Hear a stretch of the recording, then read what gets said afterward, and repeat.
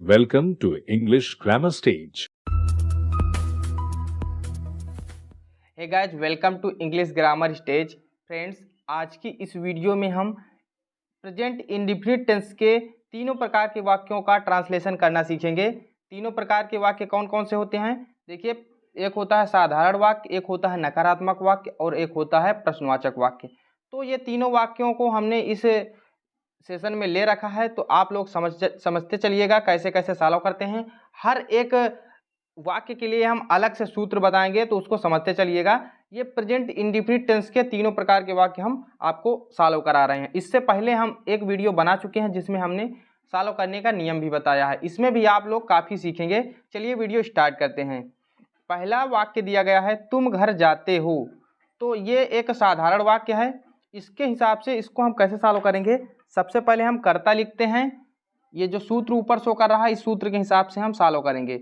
सबसे पहले कर्ता की अंग्रेजी हो गई यू। कर्ता क्या है? तुम की अंग्रेजी यू। इसके बाद डू या डज लगता है? नहीं लगता है, क्योंकि ये सिंपल सेंटेंस है। अगर निगेटिव या इंट्रोगेटिव होता तो उसमें डू या डज लगाते। ठीक, अब इसके बाद मुख्य क्रिया जाना की अंग्रेजी हो गई गो। अब अगर एक वचन है तो यस या ईएस लगाएंगे, अगर एक वचन नहीं है तो नहीं लगाएंगे। ठीक, तो यहाँ नहीं लगाएंगे क्योंकि तुम बहुवचन है। इसके बाद टू, घर की अंग्रेजी होम। ये टू क्यों लगता है? ये टू गो के बाद ज़्यादातर टू वर्ड लगता है, इसको प्रीपोजिशन कह सकते हैं हम। ये केवल गो के साथ ही लगता है, अन्य चीज़ों के साथ बहुत ही कम लगता है। ठीक, अगला है मोहन स्नान नहीं करता है। तो ये देखिए, नहीं शब्द नकारात्मक वाक्य बना रहा है ना। तो नकारात्मक वाक्य के लिए दूसरा सूत्र है। सबसे पहले कर्ता मोहन, इसके बाद डू या डज, तो डज लग जाएगा क्योंकि कर्ता एक वचन है। किसी व्यक्ति का नाम हो, स्थान का नाम हो, वस्तु का नाम हो, तो एक वचन ही रहता है। ठीक, अब इसके बाद वो क्या है? मुख्य क्रिया स्नान करना। स्नान करना की अंग्रेजी क्या होती है? BATH। BATH, Beth. बेथ भी पढ़ सकते हैं, बाथ भी पढ़ सकते हैं। ठीक, मोहन डज बेथ। अब देखिए गलत हो गया। क्यों गलत हो गया? क्योंकि डज के तुरंत बाद नाट आता है। जब नकारात्मक वाक्य होता है तो यहाँ आप नाट लगा देंगे। मोहन डज नॉट बेथ, इसके बाद फुल स्टॉप रखते हैं। ठीक, तो यहाँ पर आप समझ लीजिएगा, हमने जानबूझकर आपको गलत बताया है। इसका वाक्य क्या हो जाएगा? मोहन डज नॉट बाथ या बेथ, है ना। वह पुस्तक पढ़ती है, तो वह की अंग्रेजी क्या होती है? सी। और ही भी होती है, लेकिन अगर स्त्रीलिंग है तो सी होती है। पढ़ना की अंग्रेजी रीड, READ। अब एक वचन है तो एस या ES, तो एस इसमें लग जाएगा। ठीक, और पुस्तक की अंग्रेजी बुक, सी रीड्स बुक। अगला सेंटेंस, कविता पढ़ती है, तो कविता की अंग्रेजी हो गई कविता, और पढ़ना की अंग्रेजी रीड, READ, और एक वचन है तो एस लग जाएगा, कविता रीड्स। उसके बाद कुछ भी नहीं लगेगा। बच्चे क्रिकेट खेलते हैं, तो बच्चे की अंग्रेजी होती है चिल्ड्रेन, CHILDREN। ये स्पेलिंग होती है चिल्ड्रेन। चिल्ड्रेन मीन्स बच्चे। और यहाँ पर देखिए डू या डज लगेगा या नहीं लगेगा? नहीं लगेगा। क्यों? क्योंकि ये जो है सिंपल सेंटेंस है, साधारण वाक्य है। तो मेन वर्ब लगाएंगे, मुख्य क्रिया लगाएंगे। तो खेलना की अंग्रेजी होती है प्ले, और आगे क्या दिया गया है अन्य शब्द में? क्रिकेट, तो क्रिकेट, CRICKET। अब देखिए एस में एस या ES क्यों नहीं जोड़ा गया? क्योंकि बहुवचनकर्ता के साथ मुख्य क्रिया में एस या ES नहीं लगाते हैं, एक वचनकर्ता के साथ लगाते हैं। तो बच्चे बहुत से हैं तो उसमें नहीं लगेगा। Children play cricket. वह विद्यालय कब जाती है? अब देखिए यहाँ कब शब्द आ गया, ये प्रश्नवाचक वाक्य बन गया है ना। तो सबसे पहले इसके नियम के अनुसार क्या सूत्र लगेगा? प्रश्नवाचक अगर वाक्य आता है तो ये सूत्र लगता है। सबसे पहले प्रश्नवाचक शब्द की अंग्रेजी, कब की अंग्रेजी हो गई व्हेन। फिर डू या डज, तो डू या डज का प्रयोग कर्ता के हिसाब से किया जाता है। करता है वह, तो वह एक वचन है इसलिए डज आ जाएगा।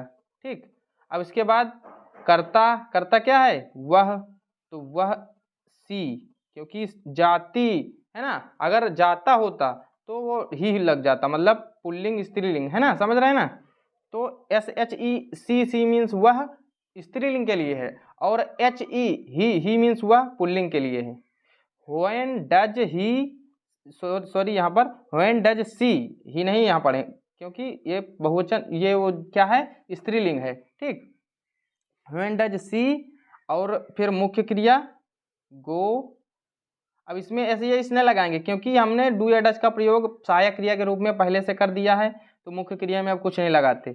और स्कूल, तो ये गो के बाद हमने बताया था टू जरूर लगता है, और फिर स्कूल, ठीक। ये हो गया वाक्य। अगला वाक्य क्या दिया गया है, मैं खाना खाता हूँ। अब आगे लग गया है क्या, क्या मैं खाना खाता हूँ, तो ये प्रश्नवाचक वाक्य बन गया है।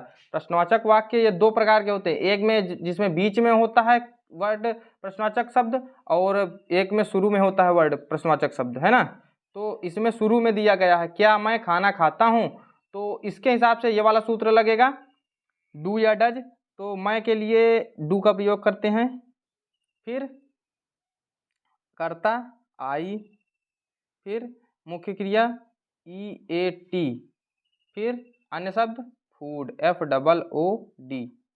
डू आई ईट फूड, क्या मैं खाना खाता हूँ। और एक बात याद रखना, प्रश्नवाचक ये चिन्ह जरूर लगाना, इसमें भी हमने गलती कर दी, प्रश्नवाचक चिन्ह जरूर लगाना है। अगर प्रश्नवाचक वाक्य है तो बाद में प्रश्नवाचक चिन्ह जरूर लगेगा, नहीं तो सेंटेंस गलत माना जाएगा, ठीक।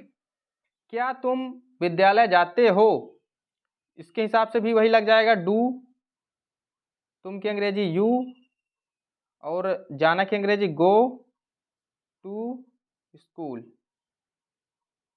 Do you go to school, क्या तुम स्कूल जाते हो या फिर विद्यालय जाते हो। वह खाना बनाती है, क्या वह खाना बनाती है, इसमें भी प्रश्नवाचक पूछा गया है, तो इसमें डज लगेगा क्योंकि वह एक वचन करता होता है ना। तो DOES डज। अब वह की अंग्रेजी क्या होती है, SHE। फिर खाना बनाना, ये खाना बनाती है जो लिखा है, इसका पूरी अंग्रेजी होती है, खाना बनाना की अंग्रेजी होती है cook, COOK। Does she cook, ठीक, डज सी कुक, बस इसके बाद और कुछ भी नहीं लगेगा। खाना बनाना की अंग्रेजी ही होती है डज सी कुक। अगर बनाना की अलग लिखेंगे, खाना की अलग लिखेंगे, तो फिर वो दूसरी तरह से बन जाएगा। डज सी कुक का मतलब होता है क्या वह खाना बनाती है, या फिर कह सकते हैं क्या वह खाना पकाती है ना। पकाना या बनाना एक ही बात होती है।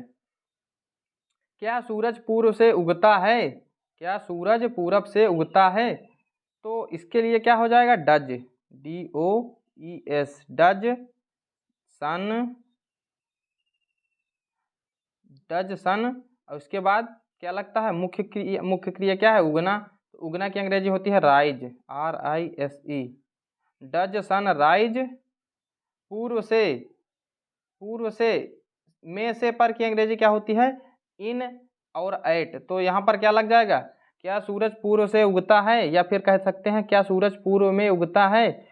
तो does sun rise in the east, east का मतलब क्या होता है, EAST पूरब, ठीक। द क्यों लगा, देखिए डायरेक्शन या फिर कोई उस तरह का कर्ता होता है जिसको ज़्यादा सम्मान दिया जाता है, तो उसके पहले द का प्रयोग किया जाता है। सन के आगे भी आप द लगा सकते हैं, does the sun rise in the east. अगला है क्या, यहाँ पर क्या नहीं दिया गया, इसमें दिया गया है बीच में प्रश्नवाचक शब्द, तुम खाना क्यों खाते हो। तो इसके हिसाब से सूत्र देखिए, सबसे पहले प्रश्नवाचक शब्द की अंग्रेजी क्यों की अंग्रेजी होती है व्हाई। फिर डू या डज, सहायक क्रिया डू या डज, तो डू या डज के हिसाब से क्या आ जाएगा, तुम के हिसाब से आ जाएगा डू। फिर कर्ता यू, फिर EAT मुख्य क्रिया ईट मीन्स खाना, वाई डू यू ईट, और खाना की अंग्रेजी क्या होती है फूड, FOOD। ये खाना की अंग्रेजी ईट होती है, और जो खाना होता है उसको फूड कहते हैं, और ये प्रश्नवाचक चिन्ह। इस प्रकार जो है ये वाक्य बन गए हैं। अब एक वाक्य हम आपको देते हैं, इसको आपको बताना है। वाक्य क्या है समझ लीजिएगा। वाक्य दिया गया है, हम पानी क्यों पीते हैं, हम पानी क्यों पीते हैं। इसका आपको ट्रांसलेशन करके नीचे कमेंट में बताना है, ठीक।